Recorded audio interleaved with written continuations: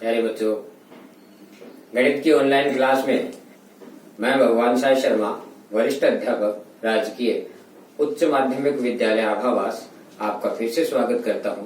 प्यारे बच्चों, कल से हमारा चैप्टर चल रहा है दो चरों वाली रेखिक समीकरण और असमीकरण। कल हमने इसकी प्राथमिक जानकारी हासिल की थी और वो आज आपके बहुत काम आएगी। प्यारे बच्चों, आज हम इस प्रश्नावली में से बनने वाले एक बड़े प्रश्न को लेते हैं। बड़ा प्रश्न जो कि आपको बोर्ड परीक्षा की पेपर में 26वें क्रमांक पर मिलता है और 6 नंबर का मिलता है। प्यारे बच्चों, बहुत ही आसान है और आप बड़ी आसानी से इसको हल कर सकते हैं। घबराने की कोई आवश्यकता नहीं है। देखिए इस समस्या का हल हम कैसे ढूंढते हैं। मैं प्यारे बच्चों इस प्रश्न को हल करने के आपको 2 तरीके बताऊंगा। आपको जो पसंद आए वो अपना सकते हो। प्यारे बच्चों, आप प्रश्न का उत्तर पहले भी ढूंढ सकते हो। ऐसी ट्रिक भी बताऊंगा मैं आपको, जिससे आपके मन में आत्मविश्वास आ जाएगा कि मैंने जो किया है वो पूरी तरह से सही है। आपके मन की जो घबराहट है वो बिल्कुल समाप्त हो जाएगी। ठीक है प्यारे बच्चों, आगे बढ़ते हैं। निम्न रेखिक समीकरण युग्म को आलेखिक विधि से हल कीजिए तथा उन बिंदुओं के निर्देशांक ज्ञात करो जहां इनके द्वारा निरूपित रेखाएं y अक्ष को काटती हैं। और ये समीकरण निकाय आपको दिया गया है।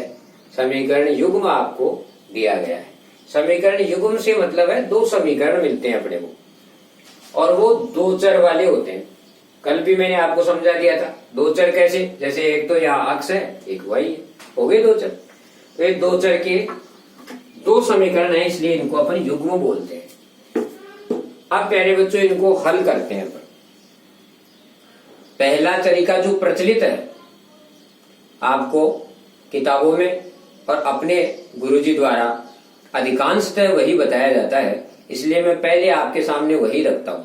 लेकिन उसके तुरंत बाद मैं आपको और सरल तरीका भी बताऊंगा जो आपको बहुत ही काम आएगा। और लीजिए प्यारे बच्चों, आपने प्रश्न को उतार लिया होगा। आपके पास वीडियो में इसका स्क्रीनशॉट भी आ गया है, इसलिए जगह कम होने की स्थिति में मैं इस प्रश्न को मिटा देता हूं ताकि बोर्ड अपने को पूरी तरह से खाली मिल जाए।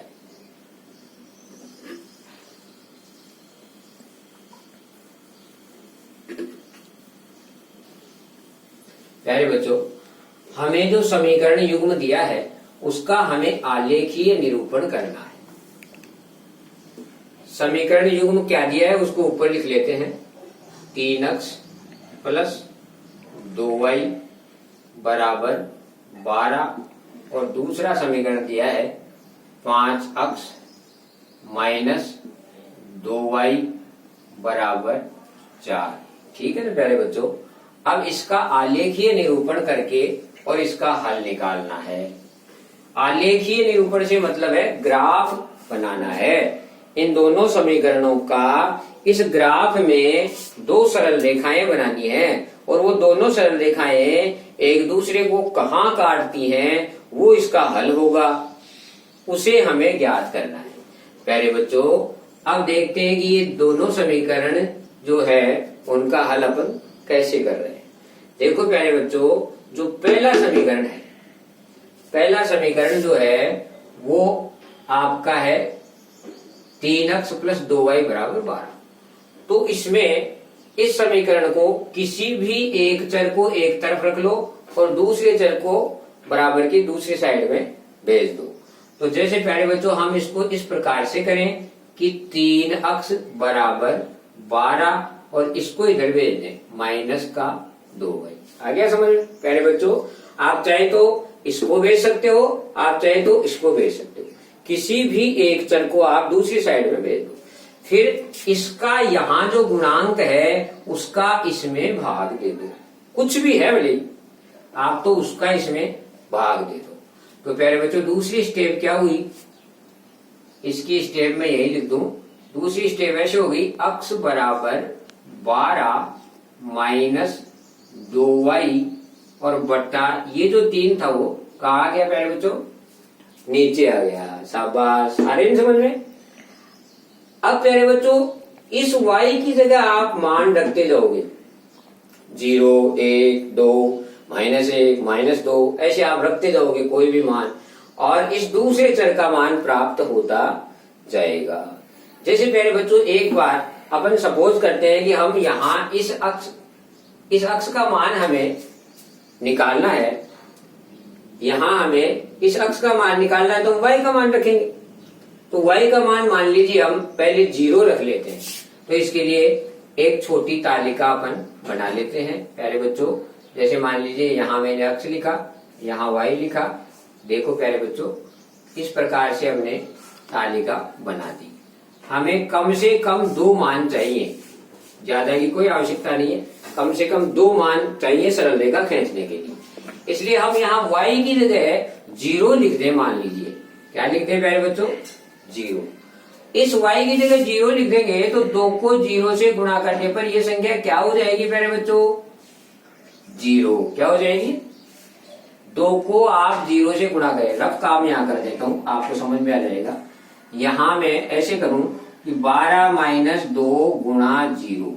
इस y की जगह मैंने क्या लिख दिया प्यारे बच्चों, 0 लिख दिया। यहाँ 0 लिख दिया तो देखो क्या हो गया, 12 माइनस 2 गुणा 0 और बटा 3। तो देखो 12 में से इसका गुणा किया तो 0 बन गया, तो ये 12 ही रहा, और 12 में 3 का भाग दिया तो क्या आया, 4। इसलिए हमारा यहाँ क्या उत्तर आ गया प्यारे बच्चों, आगे समझ में। अच्छा अब हम यहाँ देखते हैं कि कोई और संख्या हम लिखें ताकि इसमें से बाकी निकालने के बाद 3 का उसमें पूरा पूरा भाग चला जाए।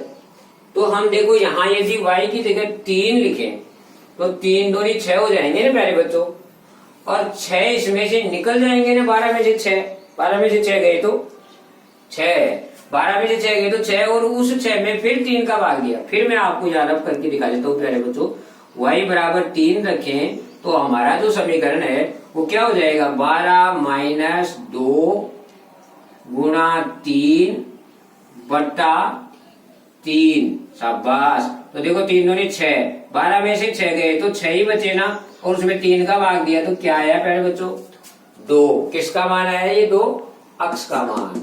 इसलिए हमने y की जगह तो लिखा 3 और अक्ष की जगह क्या प्राप्त हुआ प्यारे बच्चों, आगे नहीं समझ में। ठीक प्यारे बच्चों, अब हम चलते हैं दूसरे समीकरण पर। दूसरा समीकरण है हमारा 5 अक्ष माइनस 2y बराबर 4। प्यारे बच्चों यहां आप देखो ये जो y है वो माइनस के निशान का है। यहां आप देख रहे हैं कि ये माइनस के निशान का है, तो यहां मैं इसको उस साइड में भेज दूं तो ये कैसे बन जाएगा, 5 अक्ष बराबर 4 प्लस 2y बनेगा कि नहीं प्यारे बच्चों, बन गया ना प्यारे बच्चों। अब इस अभी मैंने बताया था अक्ष के साथ जो भी गुना है उसका भाग दे दो, तो अक्ष बराबर 4 प्लस 2y और बट्टा 5 आ गया ना प्यारे बच्चों। अब यहां इस y की जगह वही अपन 1 2 3 4 -1 -2 कुछ भी हम रखेंगे तो इसका मान आता रहेगा। तो देखो प्यारे बच्चों हम यहां y की जगह मान रखते हैं, y की जगह हम मान लीजिए यहां 3 लिखे, समीकरण हमारा ये है, और हमने यहाँ y की जगह मान लीजिए 3 लिखा, तो ये क्या बन जाएगा, ऐसे बनेगा ना, 4 प्लस 2 गुणा 3 और बट्टा कितनी प्यारे बच्चों, ये देखो 3 दूनी कितना हुआ 6, और 6 में 4 जोड़ा तो 10, और 10 में 5 का भाग दिया तो 2। बोलो y की जगह तो कितना रखा था, सारणी बनाई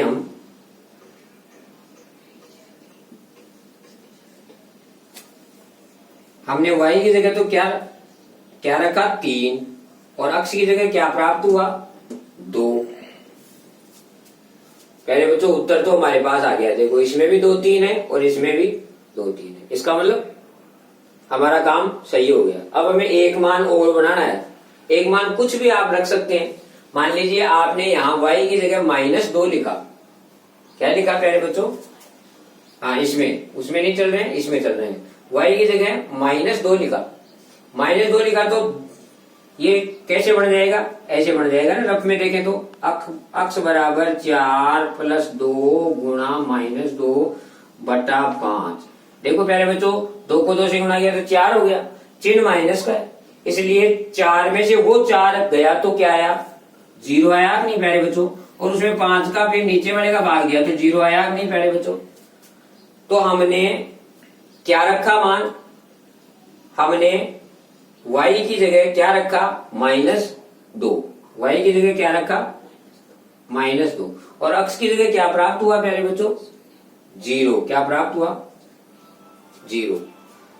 2 मान यहां भी प्राप्त हो गए, हमारी सारणी बन गई प्यारे बच्चों। एक सारणी हमारी यहां बन गई, एक यहां बन गई। ये हमारा रफ वर्क है। ये जो है रफ वर्क था, रफ काम हमारा यहां हमने कर दिया। और आप ये 2 समीकरण लेकर के और यहाँ कुछ भी मान रखते जाइए, 2 तालिकाएं आपकी तैयार हो जाएगी प्यारे बच्चों। अब इसमें आपका उत्तर आपके सामने आ गया 2 3 और इसमें भी 2 3। दोनों तालिकाओं में जो मान समान मिलता है वही उस समीकरण निकाय का क्या होता है? हल होता है। क्या होता है? हल होता है प्यारे बच्चों। मैं एक सवाल से हट करके एक ट्रिक और बता देता हूं आपको। जिन बच्चों को ये रखने में बार बार दिक्कत आती है, वो मान ऐसा रख देते हैं कि वो आपस में मिलते ही नहीं है। इस तालिका में भी 4 मान आ गए, इसमें भी 4 मान आ गए, लेकिन फिर भी नहीं मिला। तो मिलेगा या नहीं मिलेगा, ये सब चीजें कल आपको समझा दी गई थी। कुछ समीकरण निकाय ऐसे होते हैं जिनका अद्वितीय हल होता है, जैसे कि इनमें, तो तुरंत इनका उत्तर मिलेगा आपको। अद्वितीय हल के लिए मैंने आपको कल बताया था कि इनकी तुलना करो। इसका अक्स का गुणांक क्या है? 3 और इसमें अक्स के साथ क्या है? 5 और इसमें y के साथ क्या है? 2 और इसमें y के साथ क्या है? -2। देखो देखिए ये बराबर है क्या? 3/5 और 2/-2 बराबर है क्या? नहीं है। जब ये बराबर नहीं है तो पहली शर्त याद है ना, कल पढ़ाया था आपको। पहली शर्त थी कि जब a1/a2 बराबर नहीं हो b1/b2, तो ऐसी स्थिति में समीकरण निकाय का केवल और केवल ऐसी स्थिति में समीकरण निकाय का बराबर नहीं हो, ऐसी स्थिति में समीकरण निकाय का क्या हल होता है? अद्वितीय हल होता है, अर्थात उसका केवल और केवल एक ही उत्तर होता है। तो इससे पता चल जाएगा एक तो।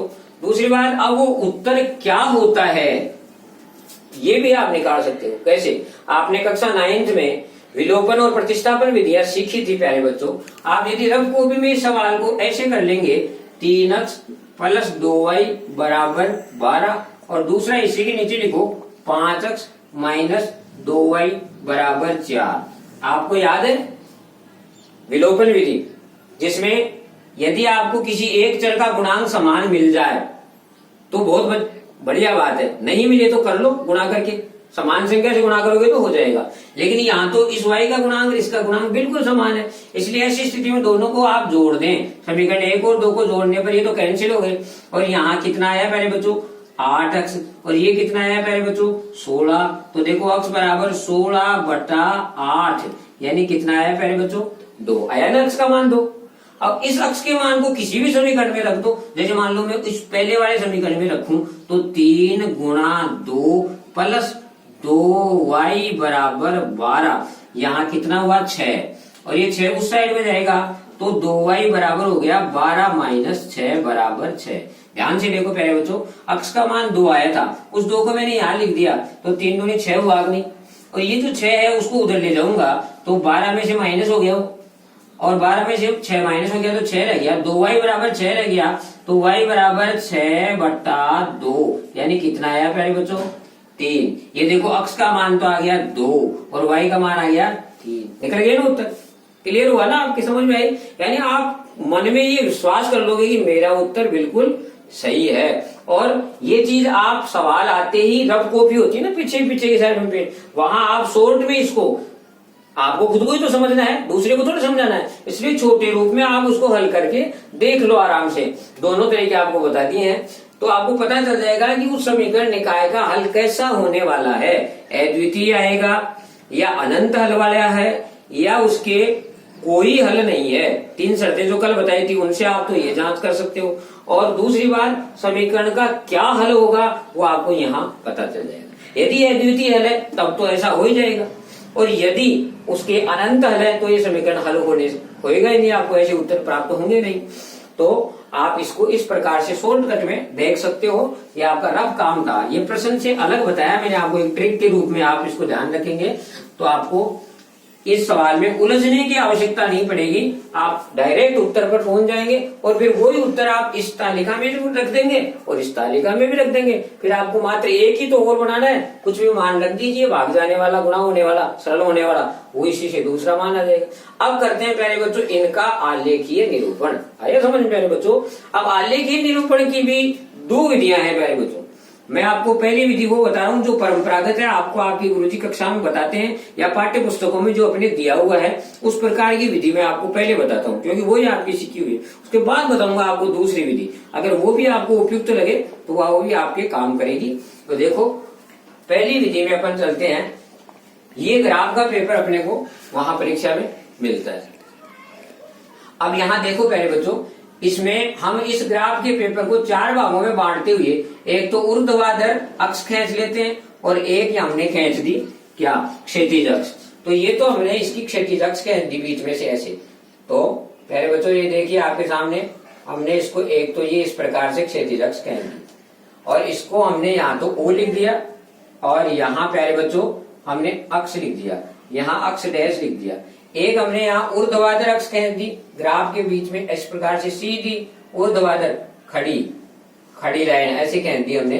तो इसको हमने यहाँ y और इसको कह दिया y डैश। जानते हो ना प्यारे बच्चों, ये तो हम 6, 7, 8 में भी पढ़ चुके हैं ग्राफ के बारे में, इसलिए इतना ज्ञान तो आपको होगा प्यारे बच्चों कि ग्राफ के हम ऐसे 4 भाग करते हैं। इसको प्रथम चतुर्थांश कहते हैं, इसको द्वितीय चतुर्थांश कहते हैं, इसको तृतीय चतुर्थांश कहते हैं और इसको चौथा चतुर्थांश कहते हैं। शाबाश प्यारे बच्चों, ये मूल बिंदु है। मूल बिंदु किसे कहते हैं, जहां x अक्ष और y अक्ष दोनों एक दूसरे को प्रतिच्छेद करती हैं, उस बिंदु को क्या कहते हैं, मूल बिंदु। और इसके निर्देशांक क्या होते हैं प्यारे बच्चों, शाबाश, क्या होते हैं, 0, 0, क्योंकि यहीं से हम संख्याएं लिखना प्रारंभ करते हैं, ये 0। इसके बाद इधर प्लस की संख्याएं चलती हैं प्यारे बच्चों, ये होगा 1, ये हुआ 2, ये हुआ 3, ये हुआ 4, ये हुआ 5, ये हुआ 6।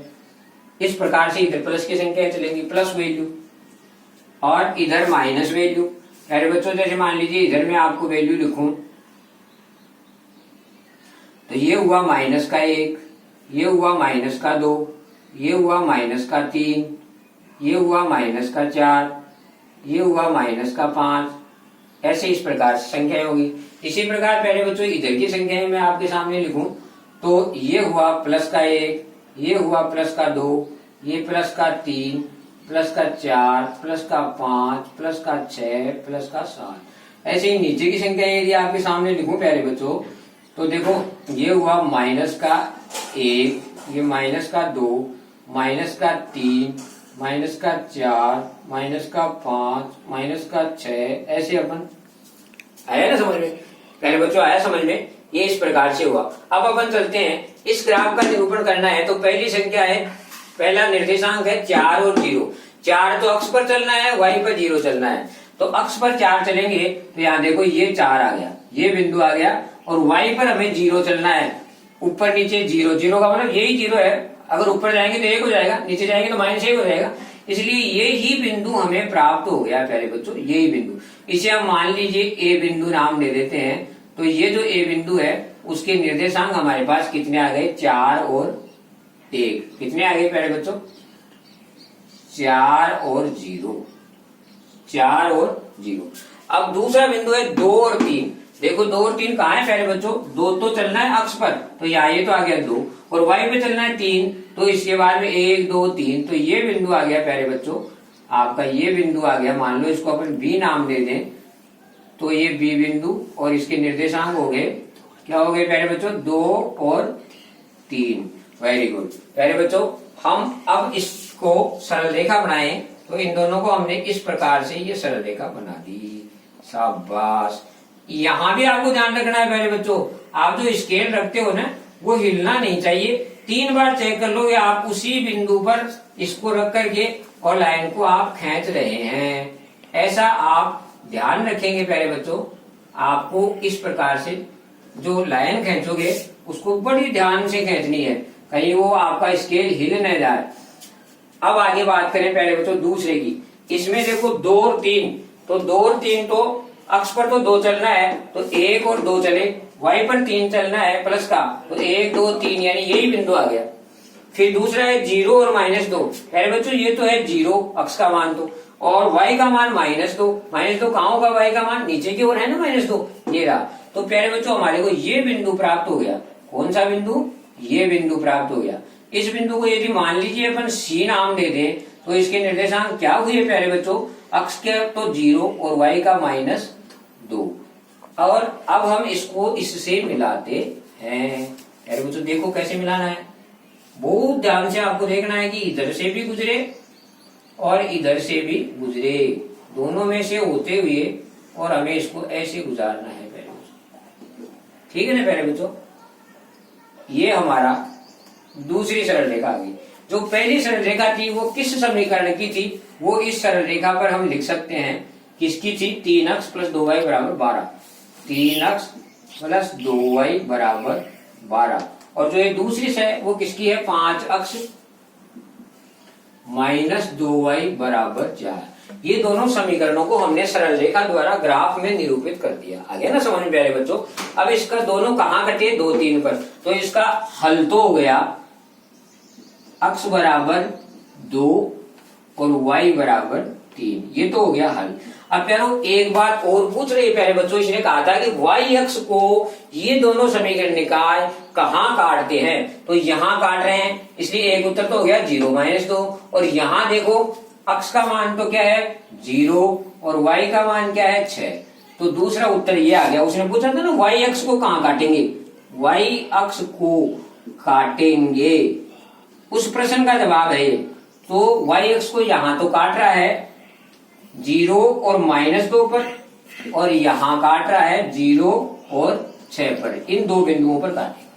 तो ऐसे आपका ये प्रश्न पूरा होता है प्यारे बच्चों, और आगे का प्रश्न अपन फिर ले लेंगे।